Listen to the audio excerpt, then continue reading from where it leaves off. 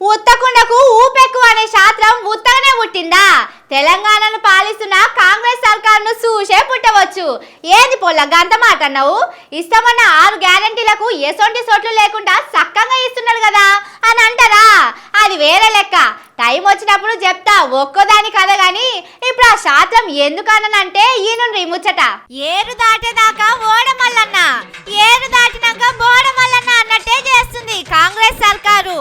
ఓట్లేసేదాకా 6 గ్యారెంటీలని అరచేతిలో చూపించి బంగారు పాలన దేశం చూడురని నమ్మించిండ్రు. ఇక పబ్లిక్ అంతా కూడా నిజమే కావచ్చు అని నమ్మి ఓట్లేస్తే నిండా ముంచబట్టే.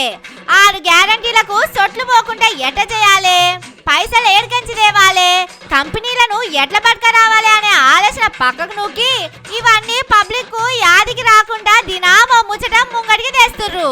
తెలంగాణలో ఏలుబడి షురూ చేసిన ఎంబటే కాళేశ్వరం అని ఓ కథ ముంగటేసుకున్నారు.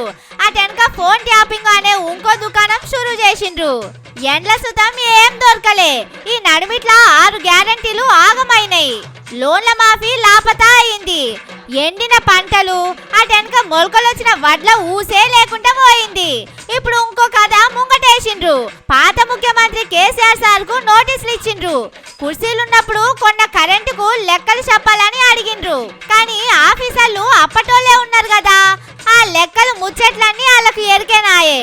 ఆఫీసుల్లో పుస్తకాల సుతం రాసే ఉంటాయి. అయినా కానీ కేసీఆర్ సార్ కు నోటీసులు పంపిండ్రంటే ఇప్పుడు ఏం మార్పియాలని చూస్తున్నారోనని పబ్లిక్ మాట్లాడుకుంటున్నారు.